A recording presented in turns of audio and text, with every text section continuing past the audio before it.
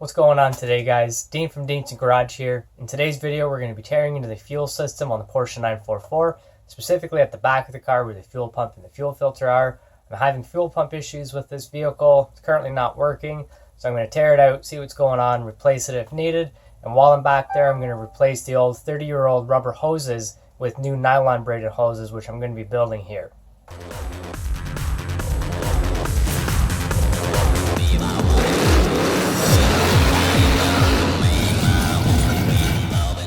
Alright, first thing we will want to do is we want to get underneath the rear right side of the car and remove the small inspection panel and the large access panel. I do go over this in more detail in another video. If you need more help with that, go check that out in the iCard above and then head on back to this video. Next, we want to clamp off the hose coming from the fuel tank to the fuel pump, and then we will be removing the worm gear clamp so we can drain out the gasoline.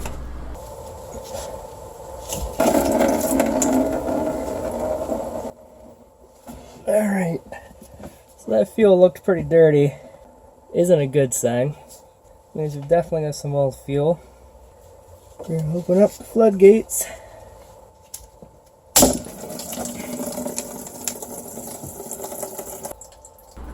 After the fuel's all drained, we will want to remove the fuel strainer from the fuel tank. Then disconnect the electrical connections and the other side of the hose from the fuel pump and remove the fuel pump as well. I was pretty thrilled about this discovery. Not. I got a kinked return line. Good chance that was the reason why the fuel pump went. Increased the fuel pressure and the fuel pump was pumping more fuel than the engine required. And the fuel had nowhere to go because it couldn't be sent back and it couldn't be used in time by the engine. I'm going to be replacing that as well. Now we're going to remove the sending unit. I got to get it out of there so I can clean this tank properly. It's all the crud I found in there. I need to throw some white vinegar down, let it sit for a little bit, and we can clean it out. So underneath this little cover here is the sending unit. Now typically there's a carpet back here which I already took out, and then this was sitting there. I just pull that off, and we got a little plug here. So got this plug, just gonna pull that out of there. It comes out pretty easily, and we just need to get a flat head for these two guys. Pull those two hoses off. You might want to throw a rag down here just to catch any fuel if there's any fuel in there. Get this part off. I just used a pair of channel locks like this, and then I just gave it a twist like that. Okay, this feels pretty loose, so it should pop out. Get this cap out of here, and the sending unit should then pull up.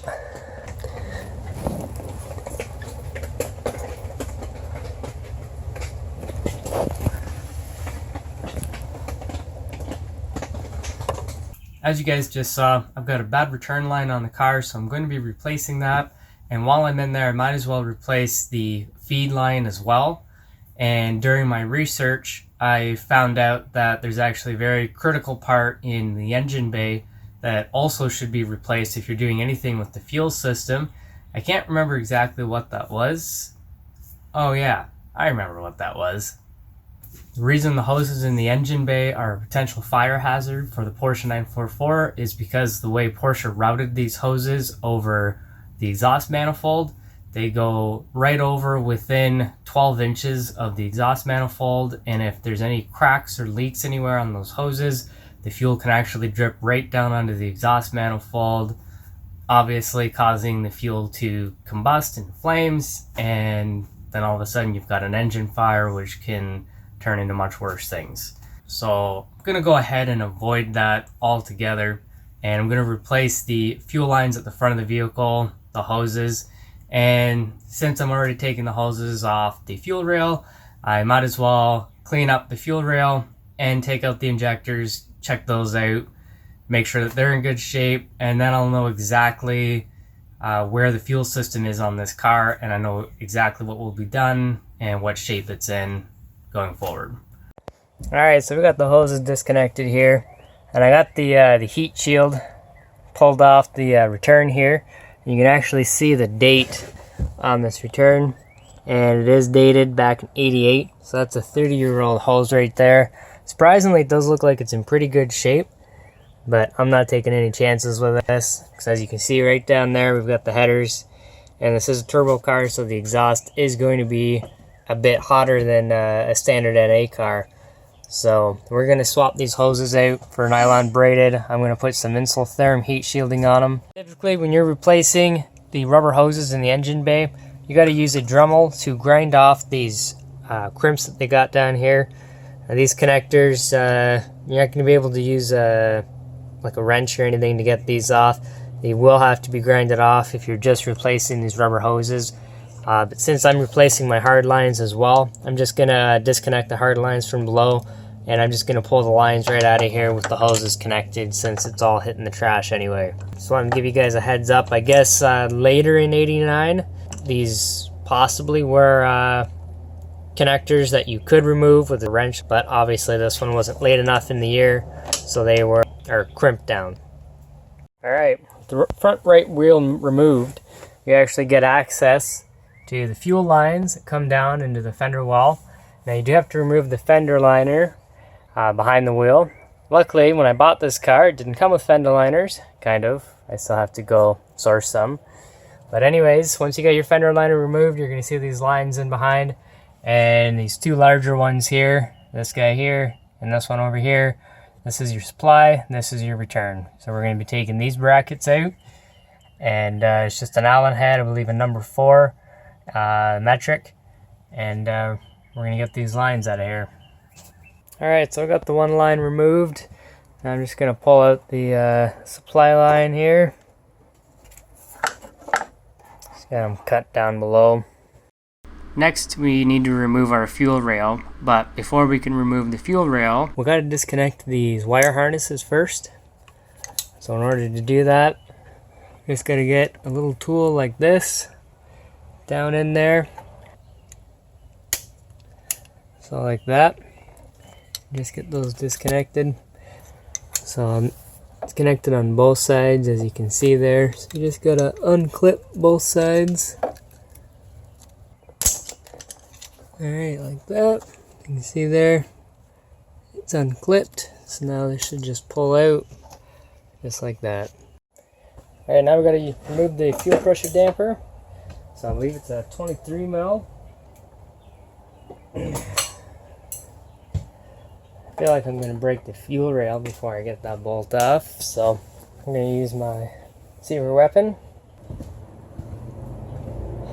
This is automatic transmission fluid mixed with acetone. I believe the mixture was 50-50, I'll confirm that.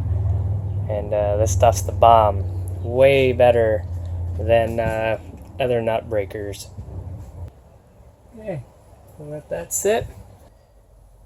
Alright, let's see if this nut's loose yet.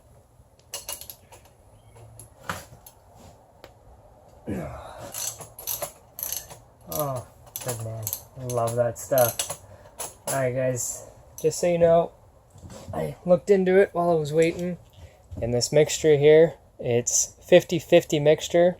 Fill up half a cup acetone, half a cup automatic transmission fluid, nothing special, and put it in there. And you just want to shake it before each use and spray it on any rusted bolts, nuts, whatever. Let it sit for about 15-20 minutes, and it should be loose enough where you can break or loose. Alright, just continue taking this off.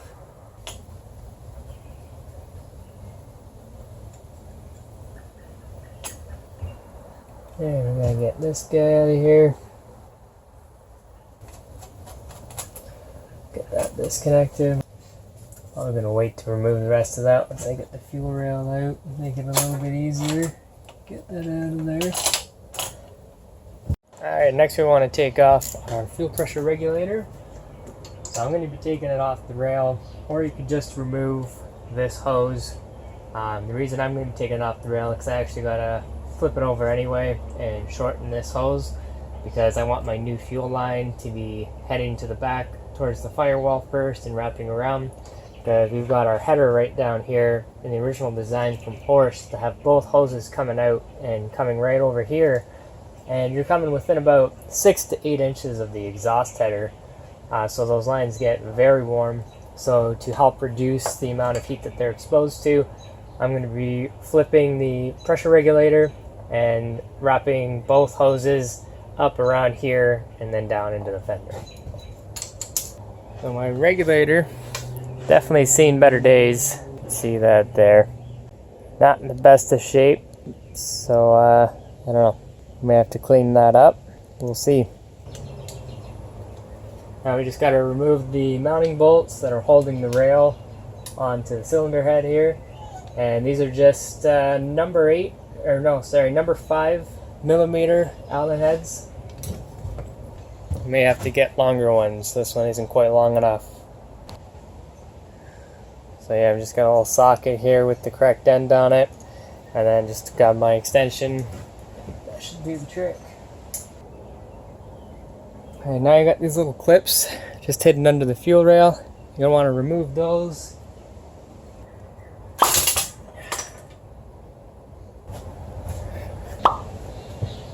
Last one's out. So, definitely not in the greatest shape. Fair bit of rust on these guys. That's what the top looks like. Don't know if we're going to be able to save these, but I'm going to try. We'll see what happens. Make sure once you get your injectors pulled out, just cover these parts back up. Make sure no debris is getting down there. So as you can see, I've got my work cut out for me. I've got to replace all of the lines in this car. I've got to clean up several parts, including the fuel rail and the fuel injectors. And I got to clean up the tank. I'm going to use vinegar for that. I hope you guys enjoyed watching the video. Stay tuned for future updates on this build. When I go to put things back together and get everything all cleaned up, I'll be documenting everything that I'm doing throughout this whole process. If you guys enjoyed the video, don't forget to hit that like button and subscribe to the channel. I'll see you guys in the next one.